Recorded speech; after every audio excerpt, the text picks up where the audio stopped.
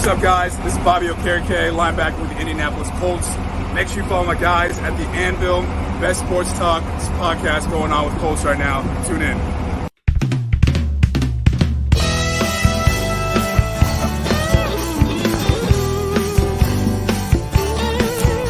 It seems like a Sunday, like anyone before. That's what you think. So you open up the door, you feel the buzz, you can hear the people singing battle cries. Lucas Oil Stadium's about to come alive.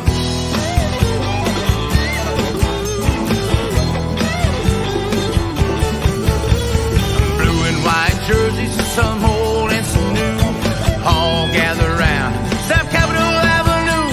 They come for the tailgate, some drive and some fly.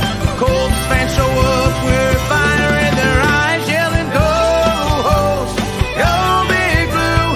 We're in the stands, the tried and true, here to watch this football sensation. Come on, let's go, Colts Nation, the Colts Nation. We take this very serious, it is not a joke. We're back, all the players, we're back, any coach. We scream and we root, we raise up our fist to support this team from Indianapolis. Go Hosts, go Big Blue! We're in the stands, cheering for you, here to watch this football sensation. Come on, let's go, Colts Nation, the Colts Nation, Colts Nation.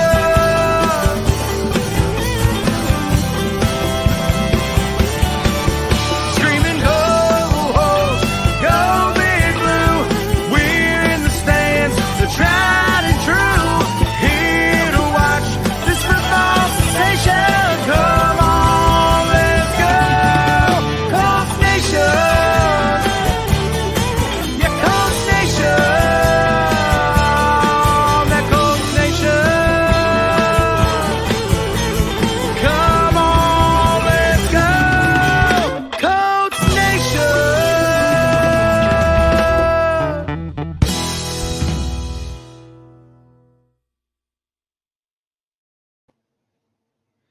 Wow, we are just having technical difficulties across the board tonight. Gotta love it. Well, I'll be CJ. Ladies and gentlemen, boys and girls, children of all ages, are you ready? I said, are you ready? Introducing first, Big P. Then to my right, I got Chase Vader. Myself, the voice, Clyde. Missing in action tonight, Thomas, TJ Frost, Acosta, Big Country, and CJ is having technical difficulties. But anyway, welcome and thank you for tuning in to the Anvil Show.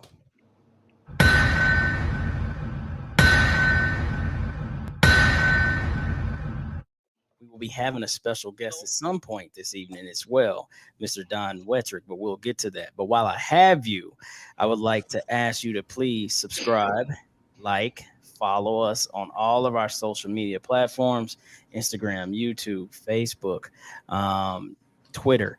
Please go out and subscribe. Keep pushing our numbers up. We appreciate all that does that for us. We also have a giveaway tonight. This is going to be a great show. Thank you for tuning in. Yeah, so CJ, I'm sorry I had to steal your thunder. Hey, brother, you did a good job. You did a good job. I'm not mad at you. I apologize. Okay. All right. All right. You're doing a good job. Appreciate you. How's everyone doing tonight? Let's start with that. Besides technical difficulties over here, hey, I'm doing good. I'm ready to roll. And I know I've been off for a couple weeks, so I'm glad to be back. Yeah, who's counting? I mean, only Big P does that. And HR. Okay, well, whatever. How you doing tonight? And I want you to know I took them a cheesecake, so they're back on my side. Tony Lee, Mr. Jaguars fan, what's going on, brother? He said, "Can you give me a shout out, man?" Omaha Right out of the gate. Who is this guy? Can you give me a shout out? Hey, All right, I'm a Jaguars fan. Give me a shout out. We'll see you. We'll see you guys week 2. Yeah. Well, you guys being such assholes, man. Get the guy a Yeah. shout out. He's still a football fan. He's a kitty cat fan. So What kind of what? person is give me a shout out? That's great. But all right, Tony, here's your shout out. All right, man. So I think we have Don up in the green room now, so we might as well bring him out and let's start our interview with him. Okay. All right, let's get into it. There he is. Fellas.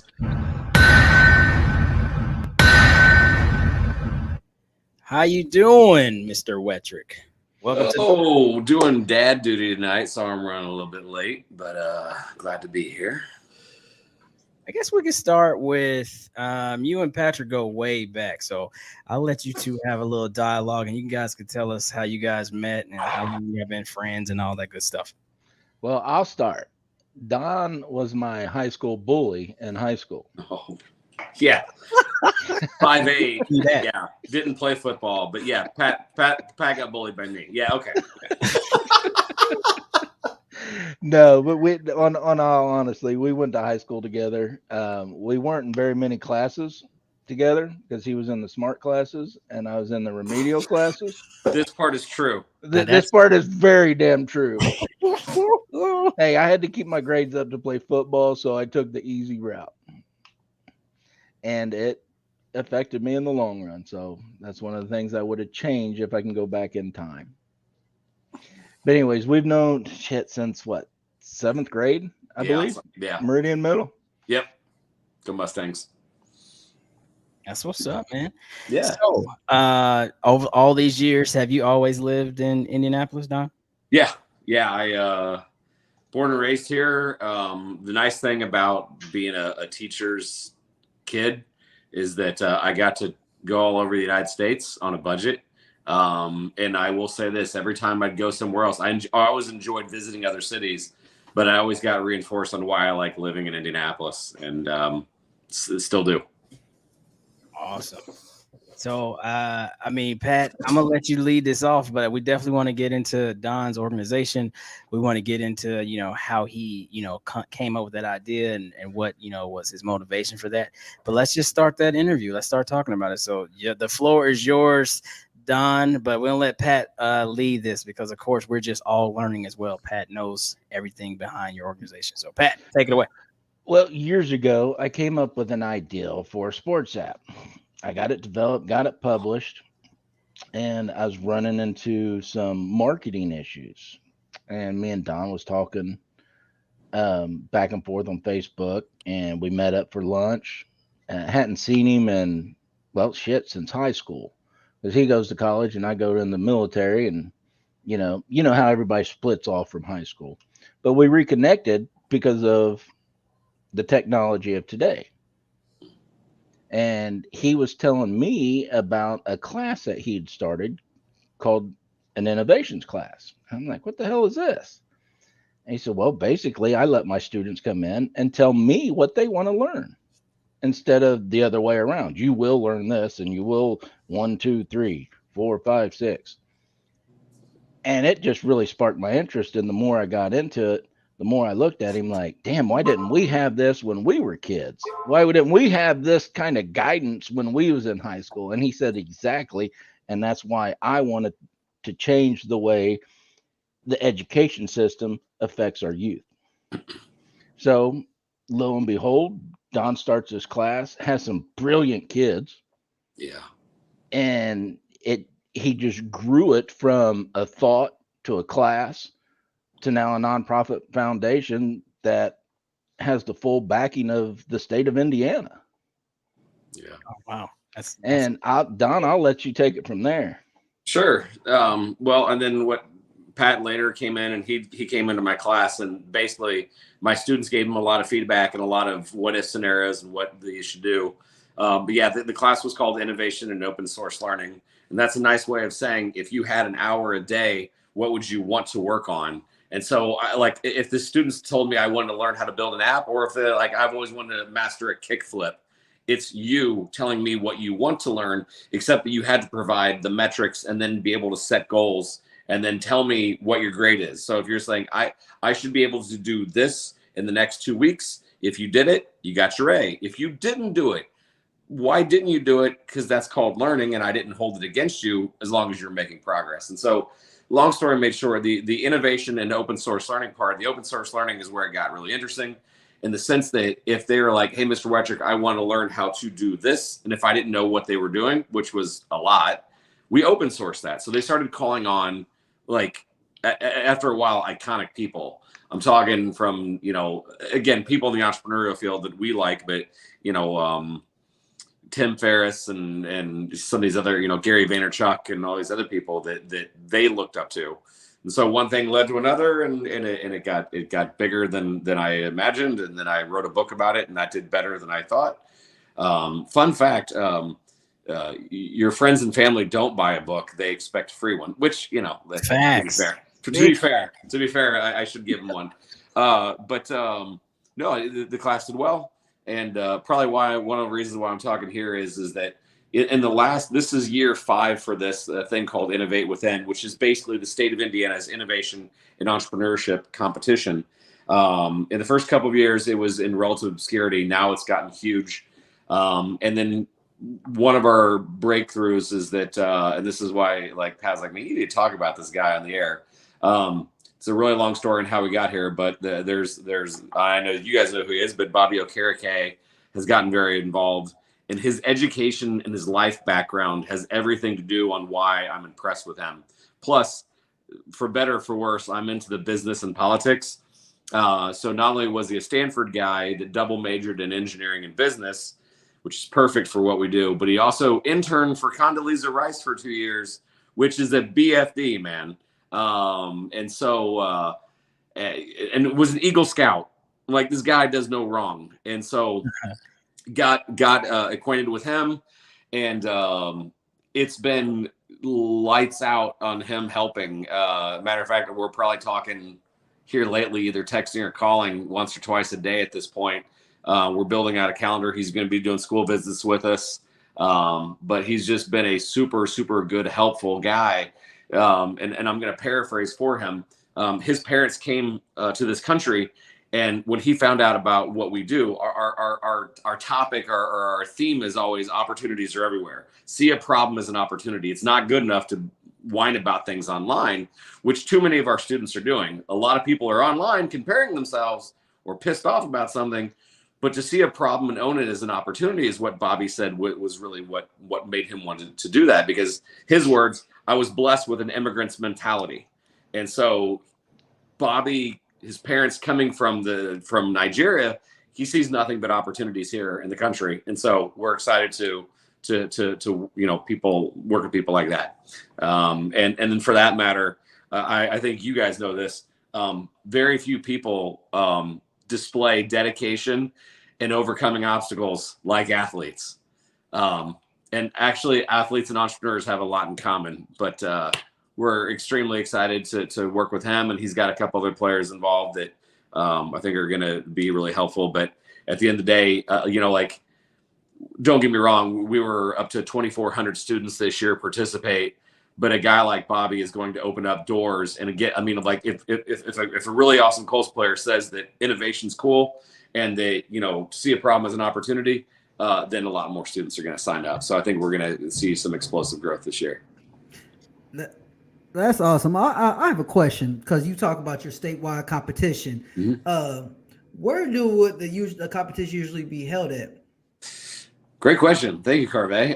So the Indiana is separated into 9 regions that have a lot to do with education and economic development. So every region had, well, first of all, round 1 is just online. So 2,300 students basically, and I shouldn't say 2,300 students as much as it was probably 1,100 teams. A lot of students participate in teams of 2 or 3. Online, we have to pick a top 10 from every region. So that's 90 teams. Those 90 teams pitch on round 2 on college campuses. So, region 1 is University of Evansville, and region 8 is University of Purdue, Fort Wayne. Okay. So our sponsoring universities really chip in. And then that's where it gets fun and interesting, because if you win round 2, you immediately for your team win $1,000 in seed funding per person. And this is a lot different. Like, don't get me wrong, I'm not disrespecting youth Shark Tanks, but a lot of times kids Shark Tanks are, I'm going to invent an app that cures cancer and world hunger. And you're like, no, you're not. And like a lot of times they don't even know how to build an app. And so what we've thrived in is that we've gotten students to, at minimum, have a working prototype of things. And so that round 2, if they go to that, if they win their region, they immediately get that $1,000 to $3,000, and then they get a travel opportunity. This year we're going out to Tampa Bay, Florida, to meet a lot of top end entrepreneurs. And then if they win, like the top prize is $25,000 again for seed funding, because, and Pat can tell you, he was there. These businesses are actually off and running. Like, they're not vague ideas. They're going to either about to happen or they already are happening. And then the most exciting thing, and this is just a huge flex. So if you like, oh, the internet went out, we kicked this asshole off. We this year are going to be going out to, so our alumni association. So the students that have been this the last 4 years, we are taking some students out to the Italian Motor Valley, sponsored by Dallara, Ferrari, and Lamborghini. So we're taking some students and teachers out to Italy, which is just like, at this point, if you're like, what a jerk, I can't believe it either. But that's can I be a student? But that's the cool thing is like, we're trying to point students to really awesome opportunities. And let me just be completely clear. It is a hooray for Indiana, right? Like, Governor Holcomb has been really involved. Secretary Chambers has been really involved, in the sense that, like, please don't leave. Like, we understand if you go to University of Texas or wherever, but like, start your thing here. Omaha. So getting an Omaha is not a good thing on this show. Okay. You have not worked your way to one yet, Don. It's all right. He will. Give him time. But no, it's so we're giving our students a lot of opportunities to grow and thrive in Indiana, and ironically take them out of the state to meet people, but then be able to collaborate and build great relationships that way. So it's just a ton of fun. And then, as Pat would tell you, like, people think that that's cute or that's neat. Then you meet the students and you're like, oh, wait, they're doing that.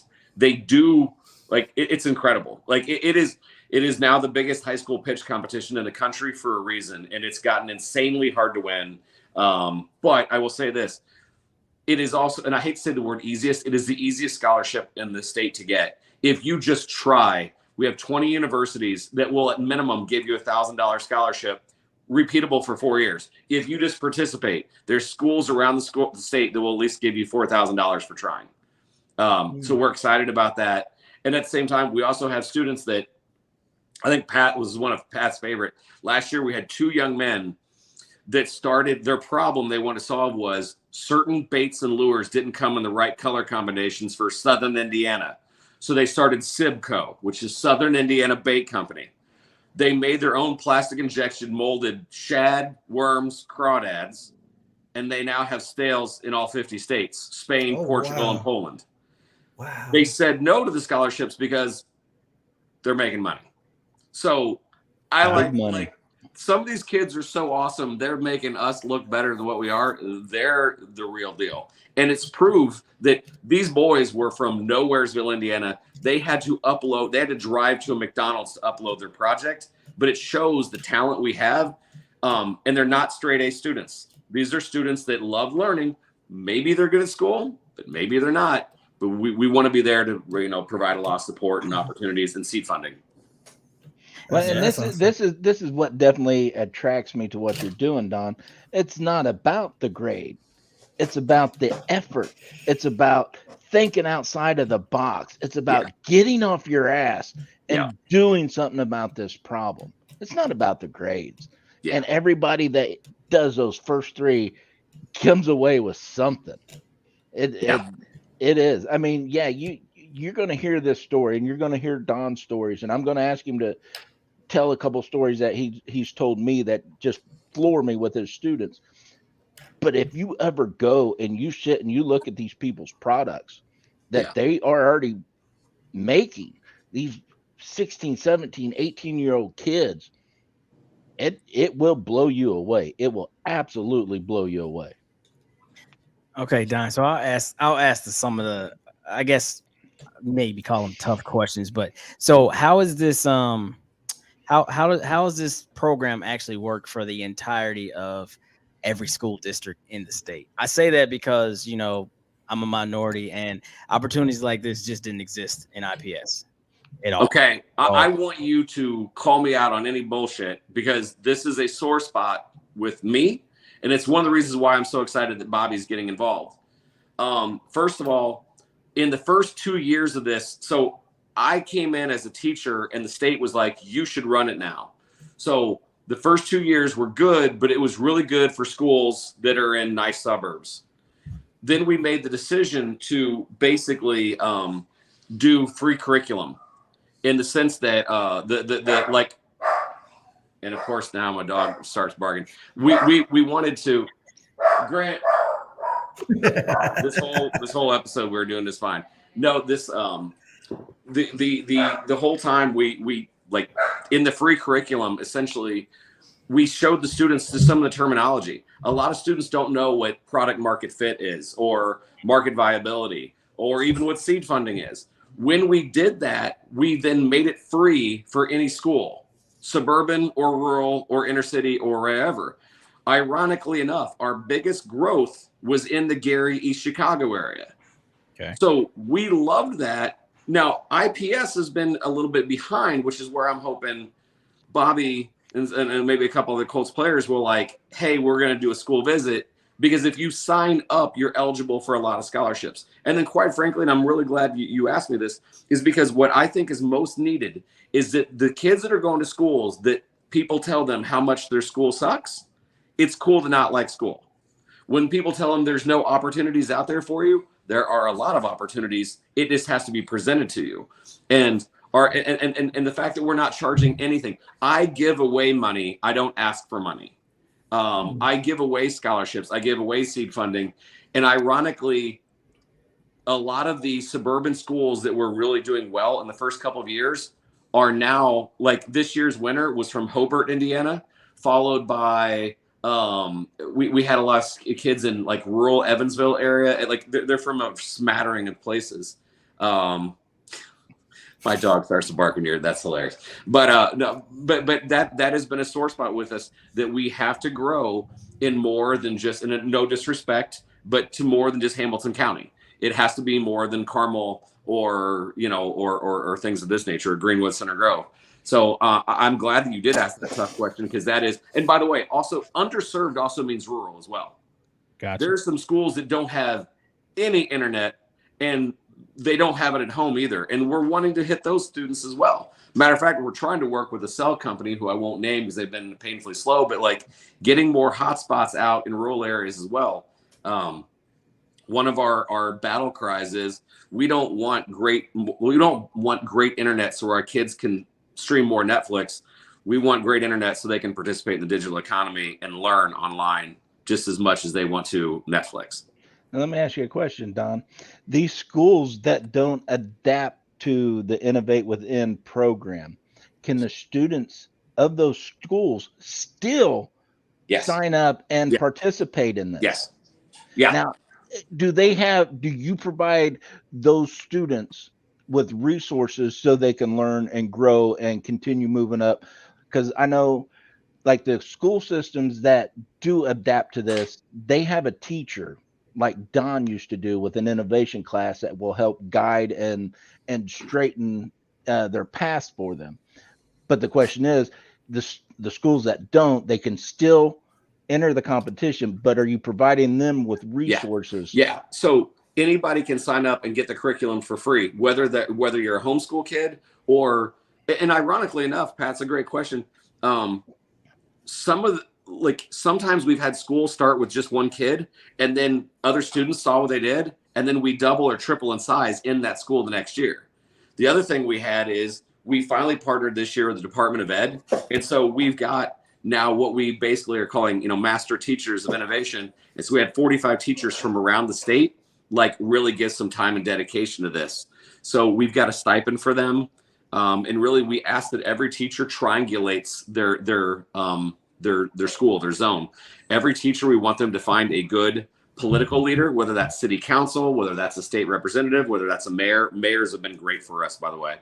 And then also a business leader, because if there's one thing that teachers have a power of is that they know everybody. If you taught for 10 years, you know what, 20,000 families kind of thing. And I'm being a little high on that math, but you get my point. Like, teachers know a lot of people, they're connectors. And if we can connect our students to other assets in the community, now all of a sudden, like this two young men I was talking about, their mayor didn't know they didn't know that they had a huge fishing company on their hands. And now they're like incentivized, like, oh, what do you need? Like, what is it going to take to make you stay? Because if there's something that Indiana hasn't done well at, it's like that flight out of here. You can make it here and you can stay here, and they'd prefer it if you did. And by the way, there's never been a better time than now, because other of the states that people used to do startups in, they've gotten too expensive. People are leaving those states, and they're now considering other states. And I have to say, this is going to be a huge insult, so please apologize. But Indiana is among the top tier of the flyover states. And by flyover states, I mean Nebraska, Oklahoma, Iowa, Illinois, like obviously California, Massachusetts, New York, DC, Chicago, Washington. Those are the ones that always get all the attention. But now there are absolute hotspots. Milwaukee is a hotspot for great tech startups. Phoenix is a hotspot. So now all of a sudden these I hate to say second tier states for development, Indiana is all of a sudden, like people don't know this, Salesforce's second biggest location in the world is Indianapolis. Yep. I'm in the Air Force, and so yeah, they do a lot of our programs, and I know that. So it's crazy, but those programs sometimes stink. But anyway, I got a quick question for you, Don. I'm looking at your website. It says the only difference between entrepreneurs and everyone else is that entrepreneurs don't wait. Yes or no? For perfect. They move now. Yes. So my question is, what do you tell kids these days that want to be entrepreneurs, but they're too scared to try? Because that's what I think some of this generation, they're just too scared to do it.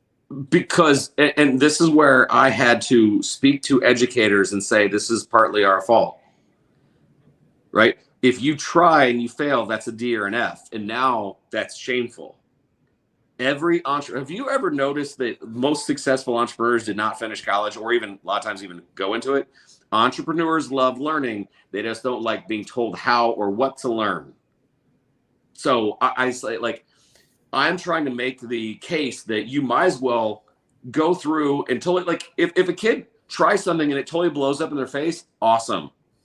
You're 17, you have no expenses. You don't have any kids, hopefully, yet.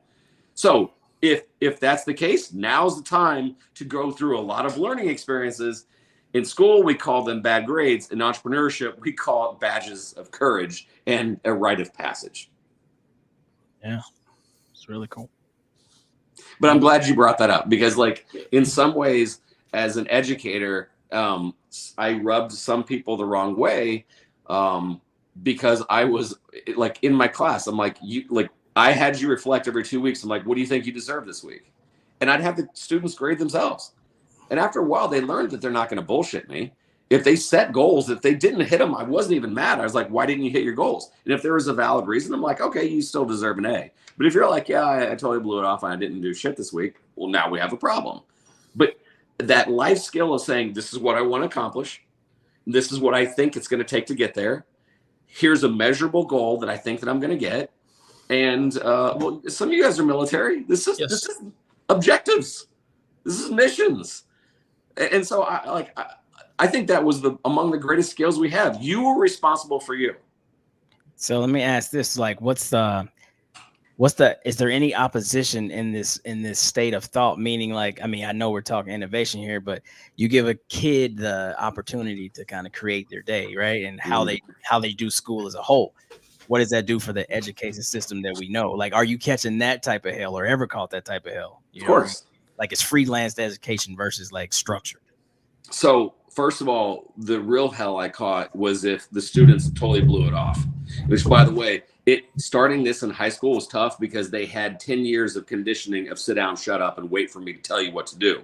When all of a sudden you tell a kid, it's up to you and what you want to do, I'm just here to approve it or shoot it down and encourage you.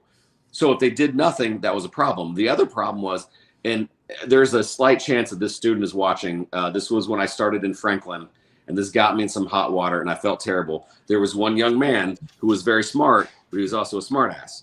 And so one day he was in his, I'm not even gonna say which class it was in, but let's just say that they tested often. And he said, can I just take this test now? I know that I'll ace it. And the very nice teacher said, well, why is that? He goes, I don't want to sit through this. Why should I sit through this? I'll ace it if you give it to me right now. He goes, I would rather be in a real class, like the innovation class, working on something than me to pretend that I'm listening to you when I can take this test right now. She never talked, I shouldn't even said she, that teacher talked to me again, said that I was an arrogant, and possibly I was. But I'm like, when she said that to me, my only thought was he wrong? And think about this, and I love that you guys are sports guys. If we put this in a sports metaphor and say, hey, LeBron is already past basketball. He needs to remediate on his chipping and putting. He's terrible at chipping and putting. He will not pass this grade unless he does chipping and putting. We could double down on his skills of basketball.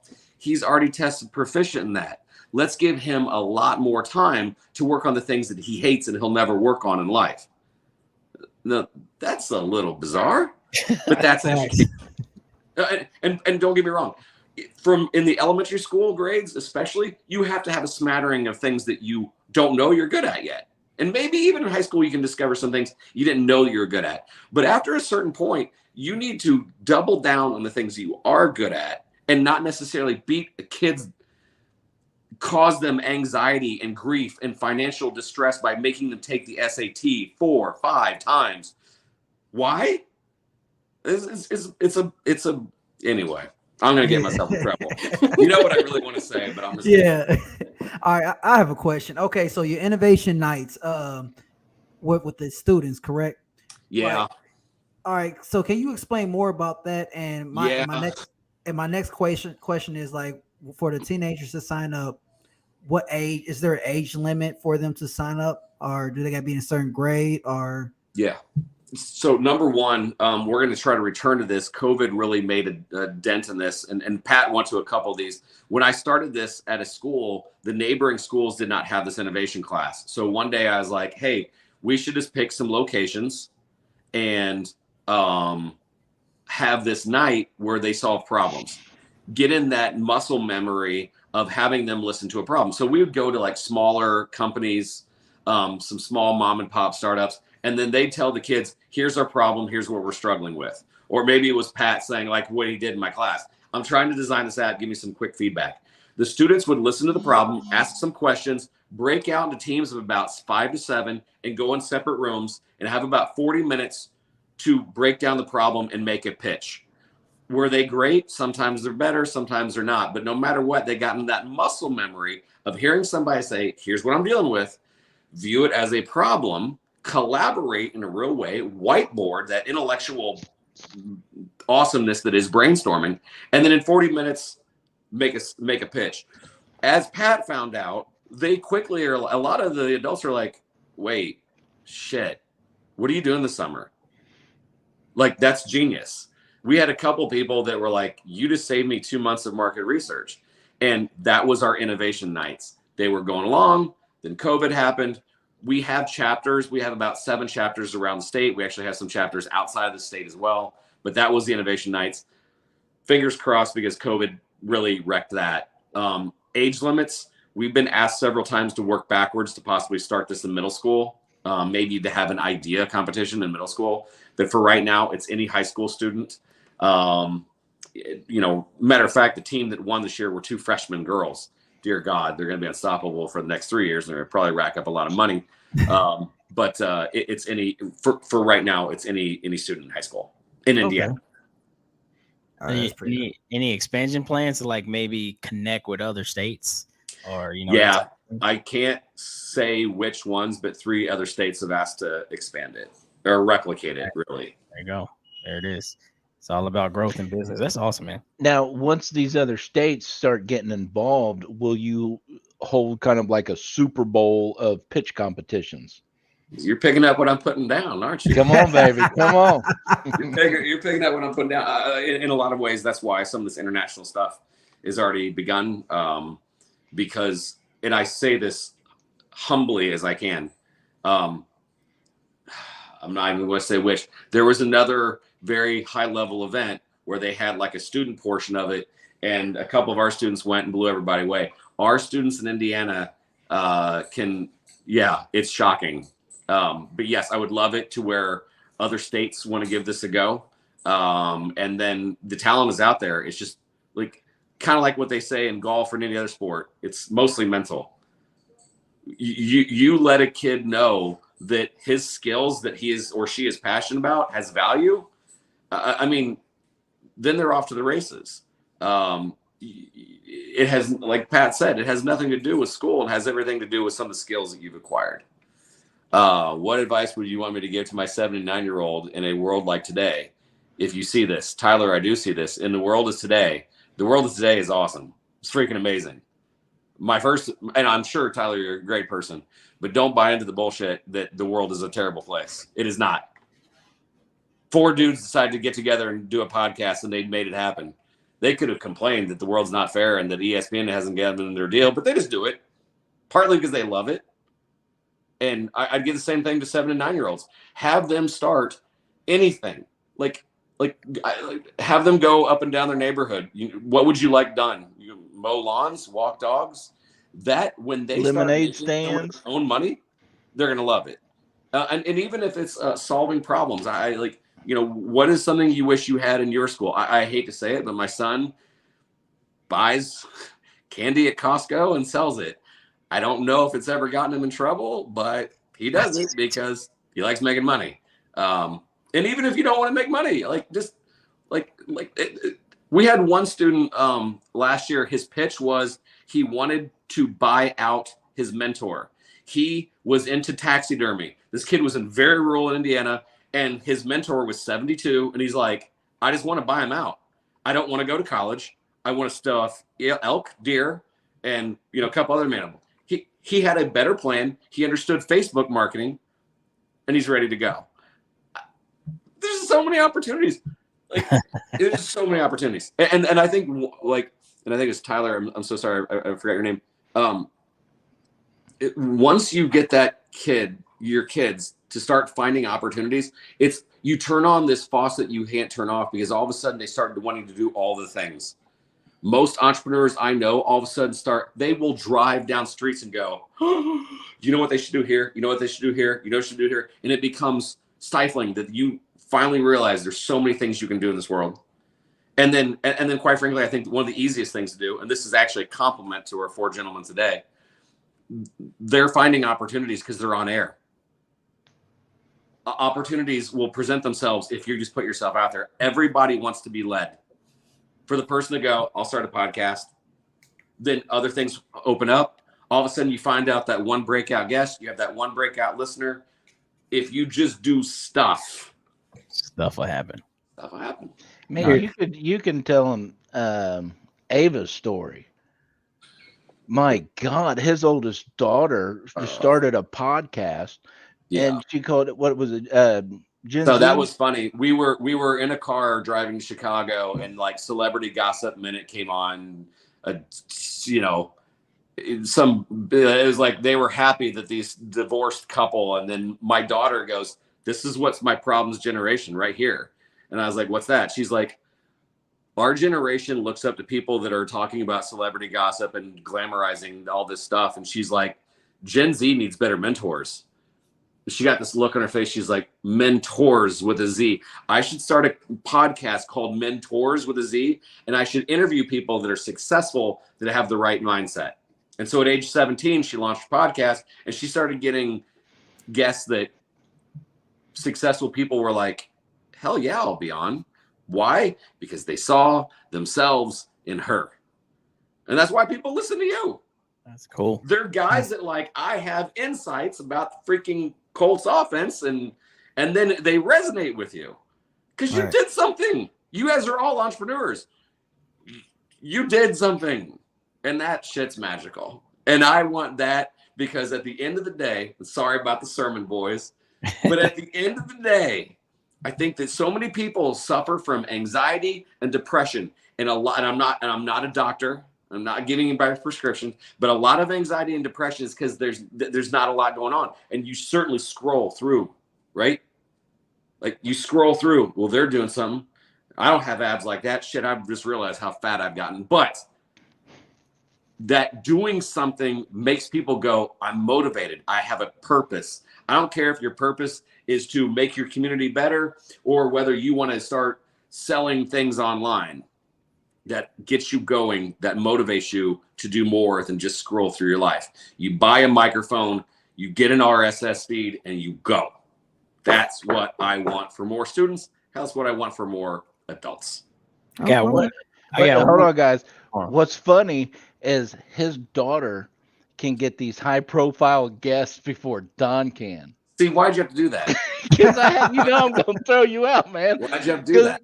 Because Ava's a badass. Why do we have to do that? This whole time I'm having a good time. She's an absolute badass, and you know it.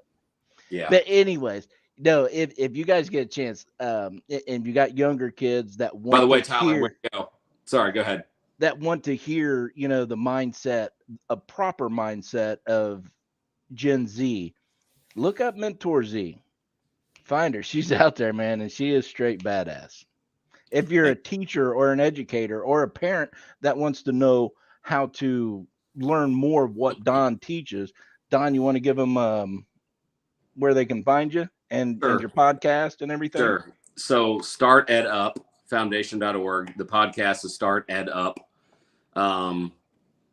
Yeah, I've been one of my buddies, Jamal. We used to be really frequent. Now we're doing them. We used to be 3 times a week. Now Jamal just took a new position as a principal, so we're not quite as prolific. So apologies.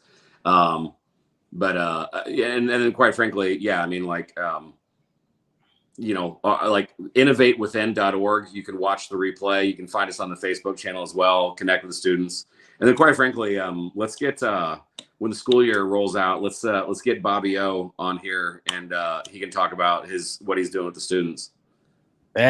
Yeah, absolutely. Cool. And you got Andrew Luck on your side too, don't you? Yeah, that was funny. Yeah, he's shown up to a couple events. And, I mean, Kyler Granson, Lil Fries, Kenny Moore. You're getting a lot of attention from some high-profile Colts players, brother. A broken clock is right twice a day, so every now and then it's lucky. But so I got a question. Since you got insight with all the Colts and everything, how do you feel about the Colts this year?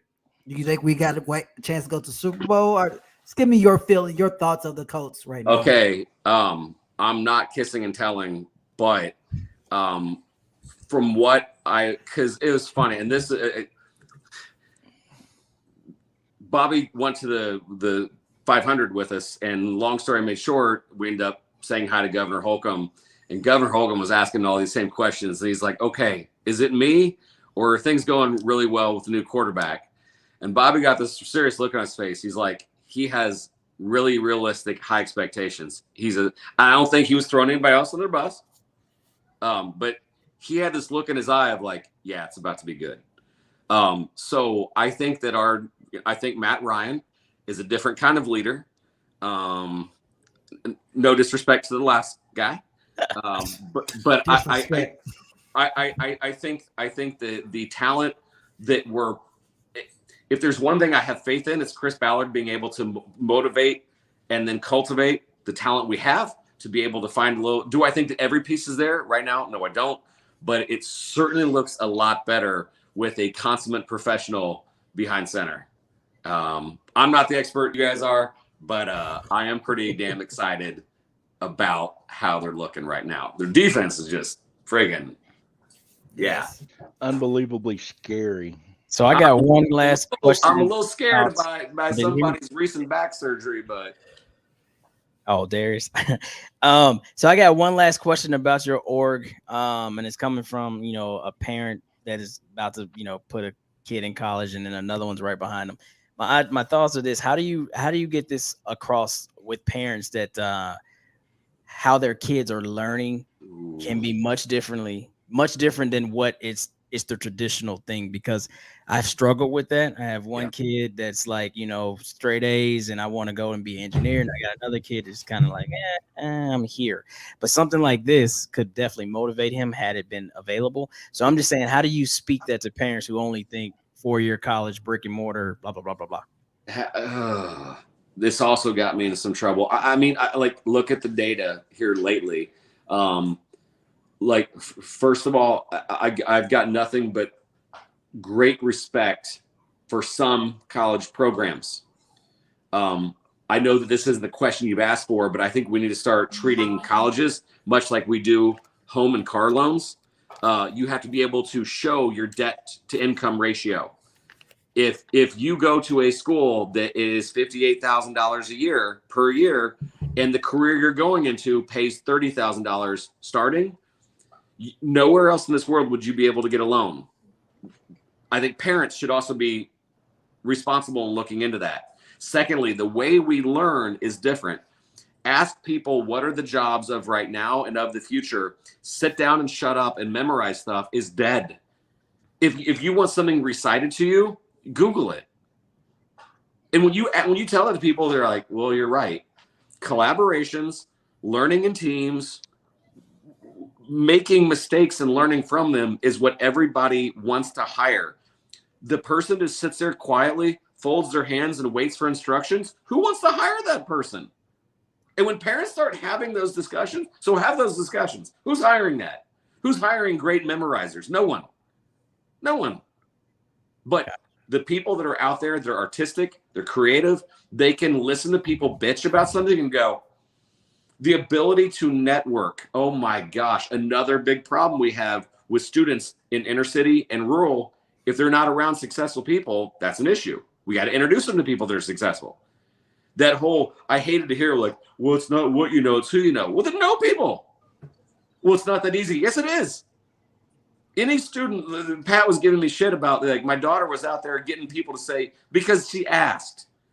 Because the 17-year-old boldly saying, you should be on my podcast. I need you as a guest this next week.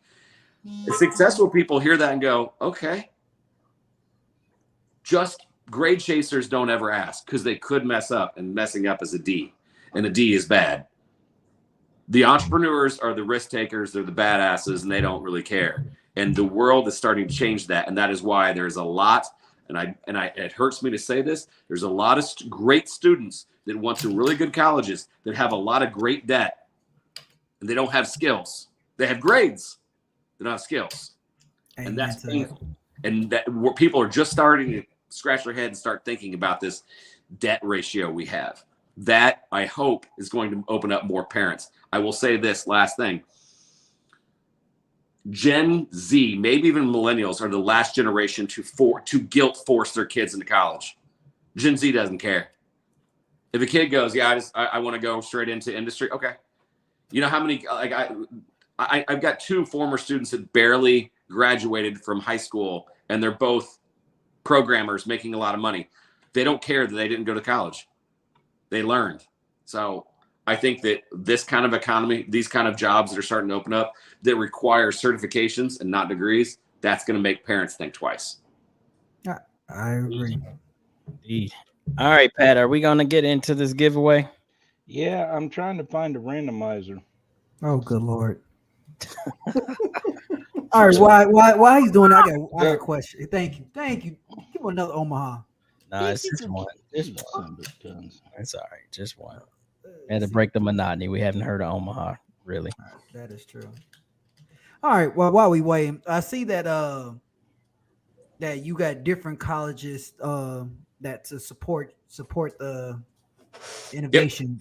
Yep. Now, well, how did you approach these colleges to get them on board? Like, you told them you pitched them your idea, and they was like, "Oh yes, we like it, we will support it." So how?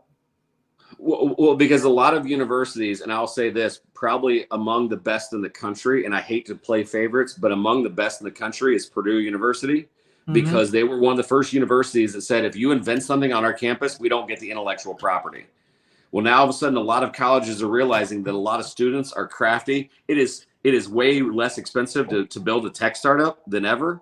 And so more colleges are like, oh, shoot, we want inventors and innovators on our campus. So in some cases, they wanted our funnel. The awkward part is that I said, hey, listen, some of these kids that are our finalists have 2.0 GPAs. So I think that's been the fun part, is like some universities have had to like look the other way on GPAs, but really focus more on what they're building. But in some cases, when enough universities did it, then it became fear of missing out. So, but I'm proud. I mean, like I want more schools to look at that. A lot of kids have good GPAs. Doesn't necessarily mean that they're working on much. Yeah, because I know that you're not going to say per se states, whatever, trying to expand. But if you expand, are you trying to look at colleges in that state as well?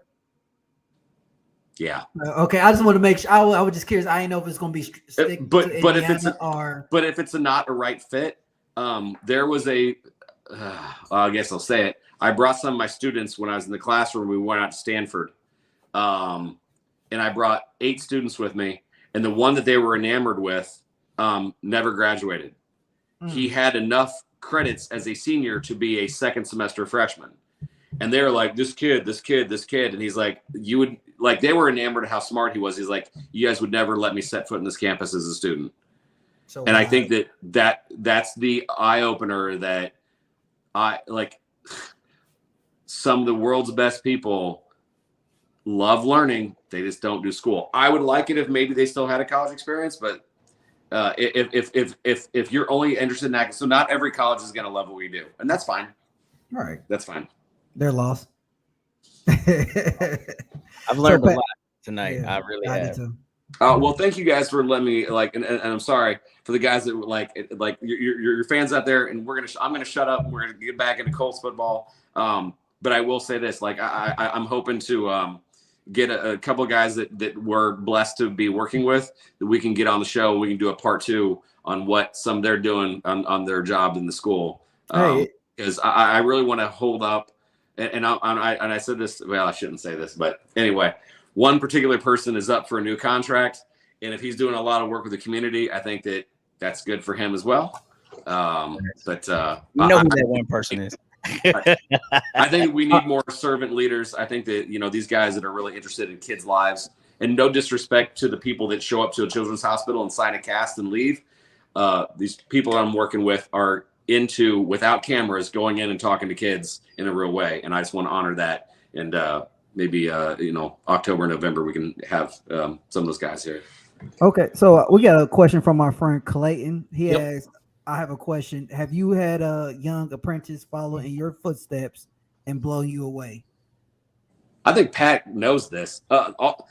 If you ever want to feel stupid, these students are, well, okay. By the way, yes. And matter of fact, my co-founder is one of my former students. He's 25. I'm 50, dudes. I am not the smartest person in the room. I can talk. I can motivate. But yes, I'm surrounded by talent that is way younger, way smarter, and is making more money than me. So on an everyday situation, I eat humble pie. Yes. Okay. I like that. Now to get into the giveaway, you guys. You found it? I got it all loaded up. As advertised, you can be one of the first fans to win a Colt schedule, and it's actually signed by Kwity Paye. Oh, shoot. Nice. The Black Panther himself. Dude. So I'm going to give everybody a couple minutes. If you've made a comment in the chat, you are already into the randomizer. If you have not made a comment in the chat, I'm going to give you a couple minutes to put your comments in the chat so you can be put into the randomizer. It is so unethical if I make a chat right now. And if everybody would be hate commenting me for the rest of the night, but... Don't worry about it. Carvey's making all the time right now. He's making one right now. No one is asking at when. I always do it like, hey, do I qualify? Not qualify. No. Yeah. So, Don, are you going to go to any of the games this year? Will you have a chance to make it out to any games? Don? Oh, are you asking me if I'm going to make Yes. it? Yeah. Are you going to be able to make it out to any games? Yeah. All right. Well, as a group, the Anvil, we've got one hell of a tailgate spot and crazy events going on. Like the home opener, we got a professional chef coming out. We got a couple musicians coming out different games. We're actually going to have an anvil that you can sit and bash and get pumped up, because before the start of any home game, the Colts have their own anvil. They bang. They usually bring in celebrities and ex-football players to hit it. But at our spot, you're going to be able to hit it. So you guys are welcome and wanted at the tailgate spot. It's right across the street from Slippery Noodle. Oh, nice. Yeah, nice. so we're right there at the, not even a block away from the stadium. Yeah, man. That's cool. Yeah. Yeah, I got to go to like 3 games last year. So try to see if I can squeeze in some more. Definitely come out. All right. Looks like everybody's out there. It's going to be a good enough time. All right. So you got everybody, Pat? I got everybody. All right. Randomizer wheel is spinning. Doing 3 times or just 1 time? No, just the one. Hey, you're not going to believe it. Number 1 goes to Gloria Newsom Stone.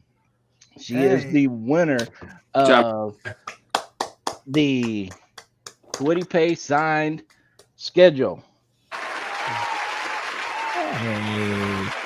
Gloria, I think you follow me on Facebook. If you do, send me a direct message with your address. I'll get that out to the mail in the morning.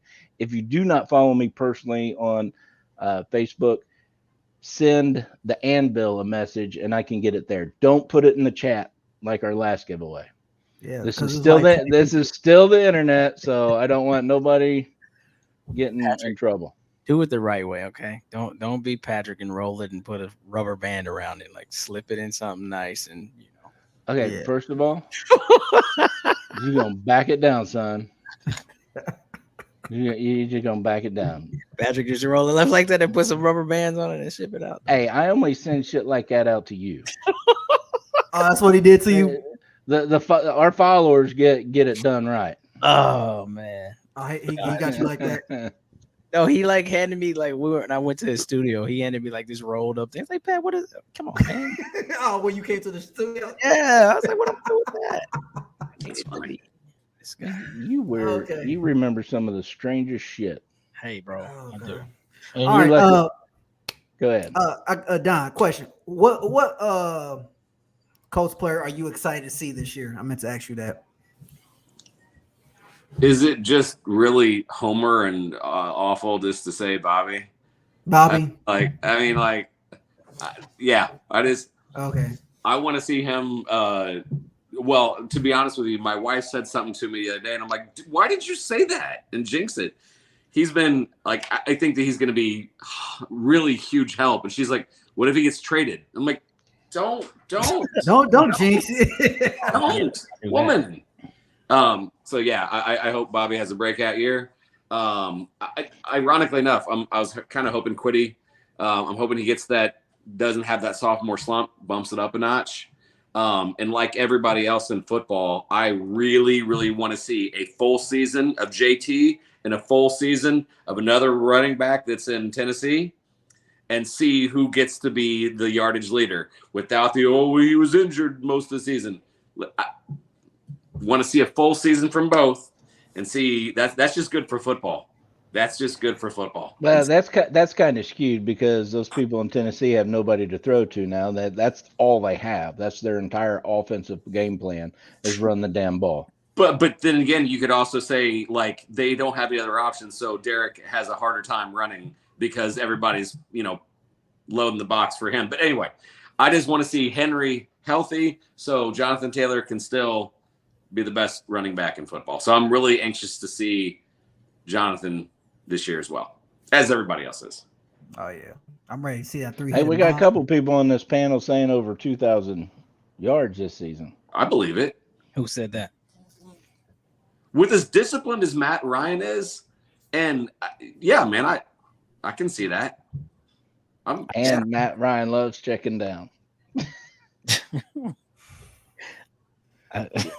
We gotta remember Taylor's not always going to be in there too. Hines is going to be at a lot more touches now this year. That's true. Hines, I see Hines be more of a receiving back than a running. And if he's going to be in the slot and JT's out, I see Phil Lindsay being back there too. Let me ask you a question. Who is conceivably out there that the Colts could pick up as another receiver? Oh, Who's man. kind of available, realistically? All right. So recently we just had Chris Ballard on the show, and he said that we're not gonna hit a vet. Somebody on this panel wants to bring back TY. Me personally, I say let's go with OBJ. I say OBJ because he likes what the Colts are doing when they picked up Matty Ice. He mentioned that. Or Scary Terry told me thank you because I was going to mention that Scary Terry because he's not happy over there in Washington. Yeah, I don't see the Colts just bringing in some guy that doesn't know the offense right now and giving him $25 million. Yeah. I mean, that's what the receivers basically are wanting now is $25 to $30 million a year now. That's what we live. It's what we live in now. But the only receiver I would think about is bring the Julio Jones, Matt Ryan back together one more time. That's fun. I'm the guy that's going out on a limb. To me, it's TY and nobody because I really think that we have just overhyped the need for a wide receiver. In all actuality, these guys are athletically freaks, and we haven't really had a quarterback stability in 5 years. I think if you get Matt Ryan, who's like you mentioned earlier, great leader, just does things differently. These guys will be more than what we know them to be. I expect if he asked you who you were most hyped about seeing, I'm more hyped about seeing Michael Pittman this year. I think that Michael Pittman does another jump from what he even did last year because he could be that good. With the ball placement, the accuracy that Matt Ryan has. So I really don't even think we need a receiver. I think we just want one because they're unproven. So that's just kind of my thoughts. You think Granson's going to get some more looks this year? That's going to be tough with what we drafted. I mean, the two tight ends we just drafted, I think Jelani Woods is going to steal a lot of his thunder. Yeah. Because Granson right now, it's been rumored that he's been dropping a lot of passes in training camp. Not good. In the mini camp, but we'll see. It's going to be a very interesting to see if we keep 6 receivers and 3 or 4 tight ends. That's going to be very difficult. Yeah, that's 10. What do you think the biggest misconception about this year's Colts is? Good or bad? The biggest misconception. Ooh. I'll let you take this one. We're supposed to ask the questions here, but Because that one's got me stumped. It is a good question. Biggest misconception. My thing is the way Chris Ballard builds this team year in and year out. He doesn't go out first day of free agency and spend the entire bank on one player. He lets the storm calm down and he picks up the pieces. And a lot of people call him cheap for that. I don't. I think it's well strategically played game that he does that everybody else does not do. Because we got to get this guy. Well, we got to get this guy. Oh, we got to get a receiver. Here's one. Let's throw everything at him. So the misconception that Ballard's cheap and he doesn't help fill in the spots through free agency, I think this year is going to show a huge increase that he knows what the hell he's doing. You know what just made sense to me when you said that? That makes him kind of a Midwesterner, a Hoosier.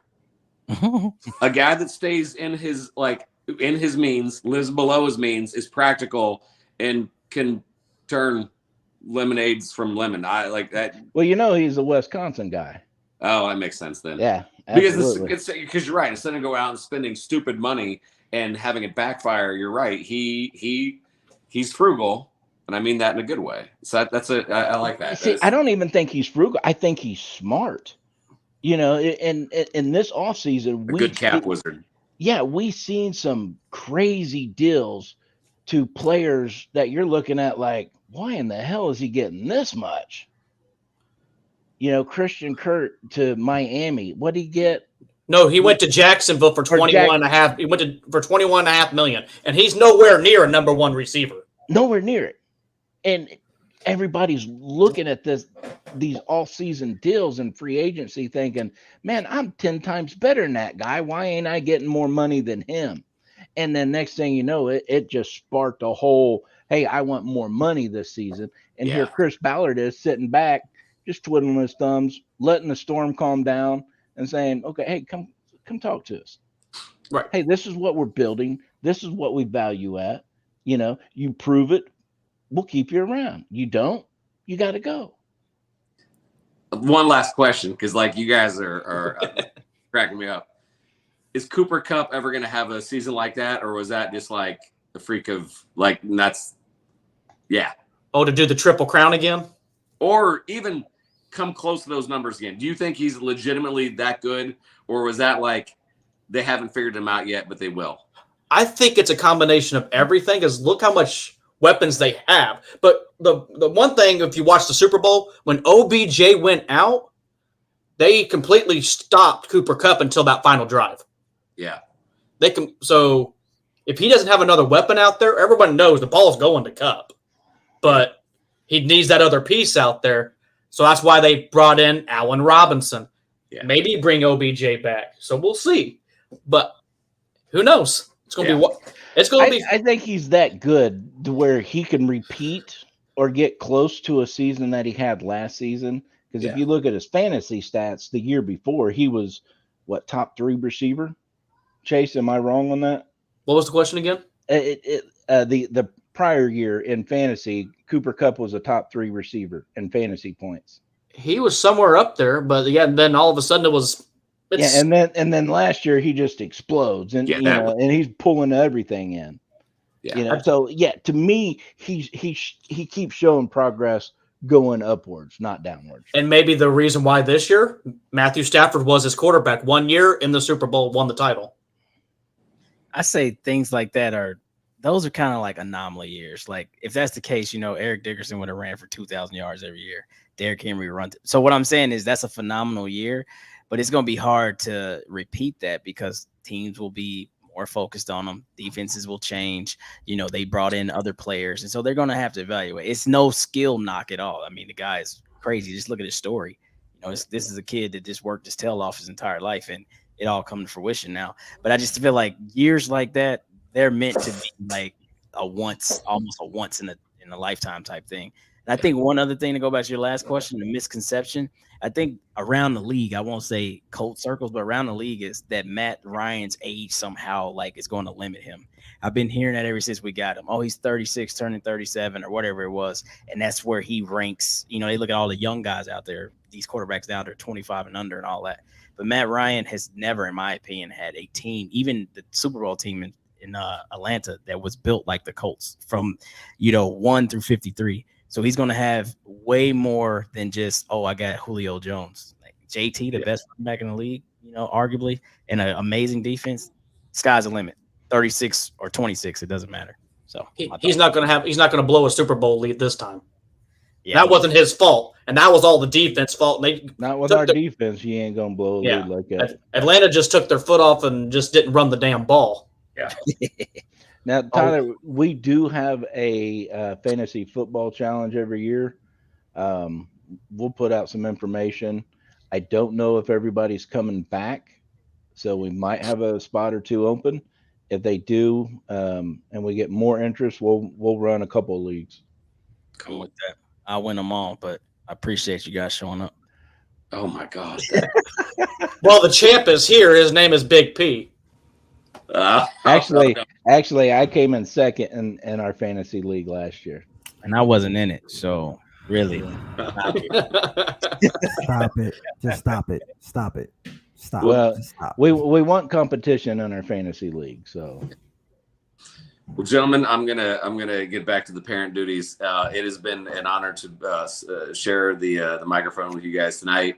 yeah, let's have a part 2. But also let me know how I can help out in any way on some of your pregame stuff, man. And let's get some people involved. Well, one last question, Don, before you leave. Yeah. What can this panel and everybody that's going to end up watching this or listen to the podcast do to help you help the youth of Indiana? What's the number one request that you would have from just normal guys and gals like us? And I know some high school students, and I'm going to tell their teachers, parents, or students.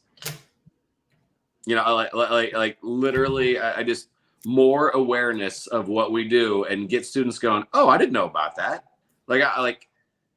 Yeah, I think that's why I'm so excited by some of the people that are coming in and doing school visits, because there are still students that have never heard of this before, even though we're begging and knocking down the doors.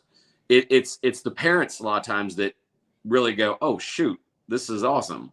And then quite frankly, it's the parents that have the C and D students. I'm not saying that I've got all the misfits, but a lot of these students that come through, this is their sport. I had a lady, and I'm about to get an emotional thing about it. So this last Friday, she came up to me and she was almost in tears. She's like, I want to thank you. She's like, this is my son's sport. She's like, you know, he basically prototyped an engineered product, and it was his mom was in a wheelchair, and they have basically an onboarding engineered solution because a lot of mechanical wheelchairs get damaged on planes. He wanted to solve a problem for more people in wheelchairs getting on planes. And she's like, he's a little socially awkward. And she's like, he doesn't like public speaking, but the kid grabbed a microphone and did it. Those kids, this is their, like, and I'm not saying this to be mean, but like, they're not necessarily athletic. They're not musical, but they like a good challenge. And if you know those kids, pass them our way.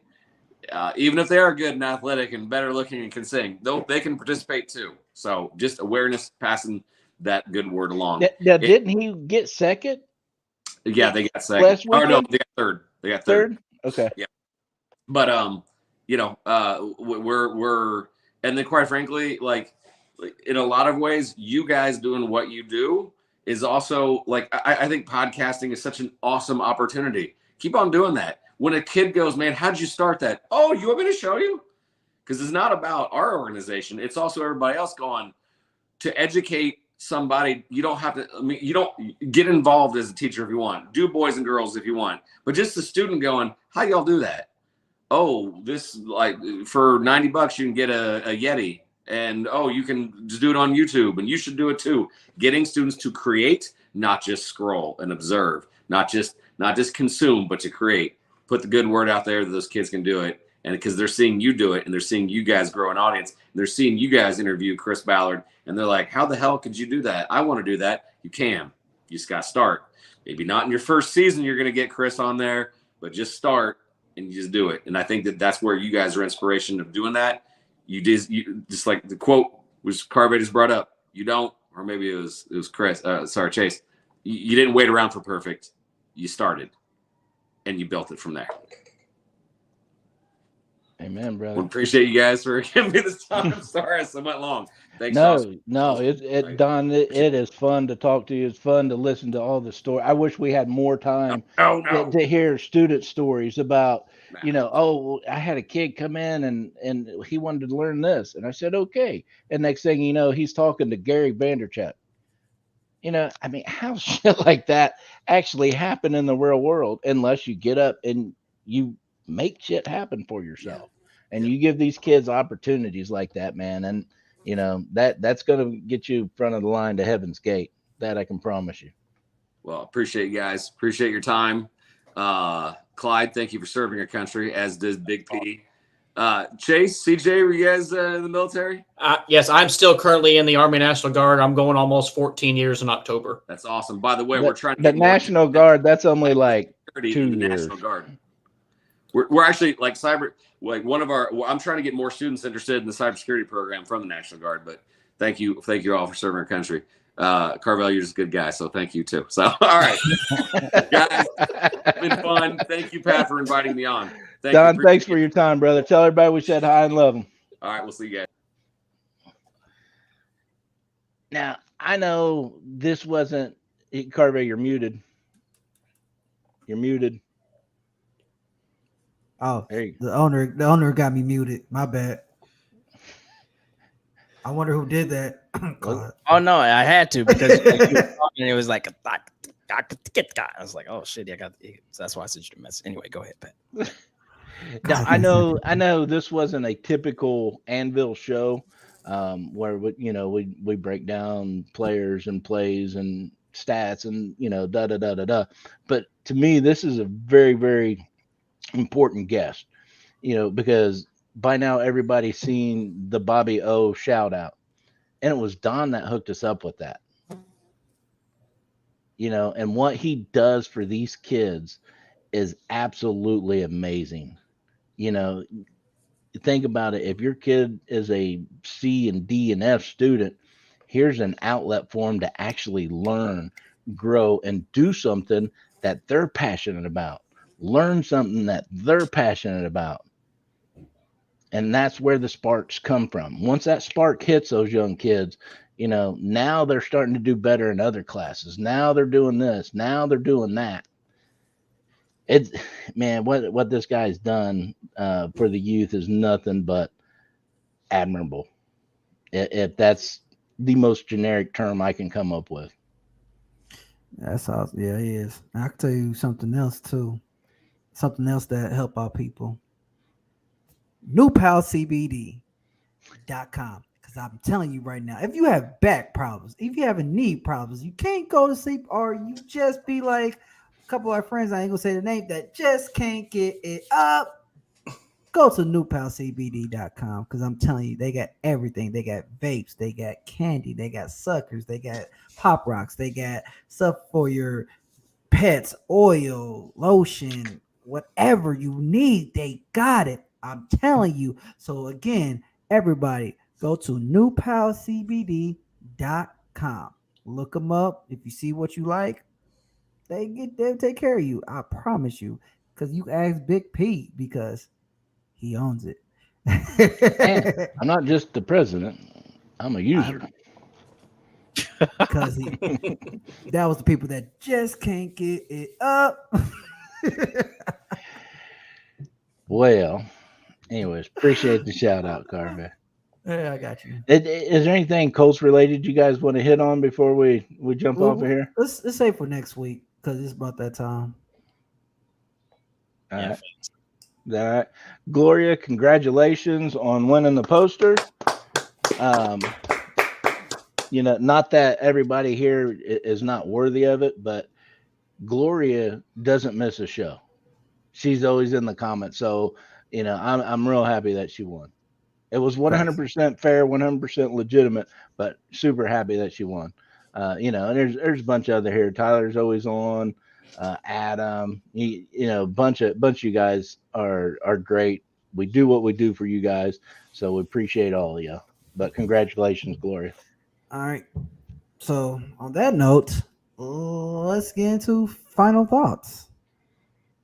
Final thoughts. All right. All right. So Clyde, want to lead the final thoughts? I do. And my final thought is about something that happened this evening. Because see, here at the Anvil, we address all. So I want to bring up something real quick because nothing gets past me. So I seen this earlier, but Don was in the middle of talking. So two things on this. I don't quite know what portion of the show that the individuals made this, because I just don't know when Pat popped it up. But I'm not quite sure what the angle was, but that's okay. We appreciate all feedback. I know one thing that we attempt to do as we get through comments, we attempt to bring up comments, we speak to those comments, and we try to, unless it's a question that poses other questions, we try to move on to the next comments. So I'm not sure if you made a comment and we didn't get to it, but we usually are very engaged with our followers. It's just that we don't type back, but we usually talk through them. So guys, correct me if I'm wrong. I think the only thing you're wrong on, I think it came after the Jaguars fan wanting a shout out, and he got a little bit of heat for it. Because if you scroll back in the chat, that come a couple underneath that. Okay. So I'm thinking that is where it came from. But if you've watched this show, we're all jokers. We all horse ass around. You know, nobody would do anything personally, against another fan. We love everybody. Who's getting the Omaha for the fly or the bee or whatever that is? What is that? What is A fly. y'all hear that? Yeah, I'm like, Okay, I'm just making sure it's not. I'm like, bro, do y'all hear a fly or a bee? Yeah, what's going Man, you might be in the wrong position in the Air Force. Oh man, I was like, but you heard that though, right, Carvey? Yeah, I heard it. I didn't hear it. All right, so Aunt Julian, we appreciate the feedback. We're sorry that it came off a certain way, but yeah, we joke everybody. We joke our Patriots fans. We joke the Jags. Not Tyler. Is it what's his name? The Houston fan? It was Tony, right? Matt. No, Matt. The Matt that we've had on before. Matt down in Houston. And his name Matt? Yeah, the one that was on Matt, the NFL, that was on the NFL draft. Yeah, we kind of give everybody a little heat. So we apologize about that. We hope we didn't offend you. That's my final thoughts. But that bee or that fly, y'all got to chill out. That's hilarious. Let me jump on this real quick.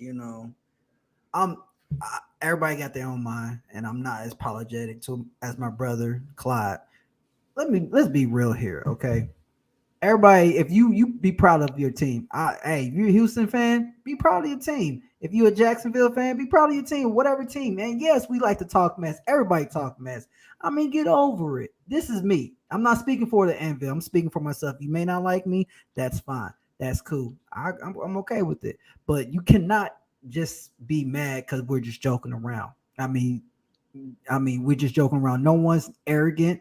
No one is cocky. That's not us. We never present ourselves like that. We are not going to present ourselves like that. We are very humble and very caring, and we appreciate everybody that does it. So maybe you may misunderstand it. Maybe you did. Maybe you didn't. But that's how we are. So just don't take that to heart. Sometimes you gotta have that tough skin. But if it's not like that, okay, it's cool. But I'm just keeping it real. And if you watch enough, And that's my final thought.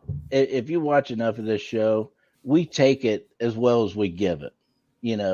People from other fan bases, they give us shit all the time, and we give it right back, and it's all in good fun. Nobody takes it out of content of what it actually is. It's just good fun football banner. That's all it is. So, but Carvey, since you don't care if I don't like you,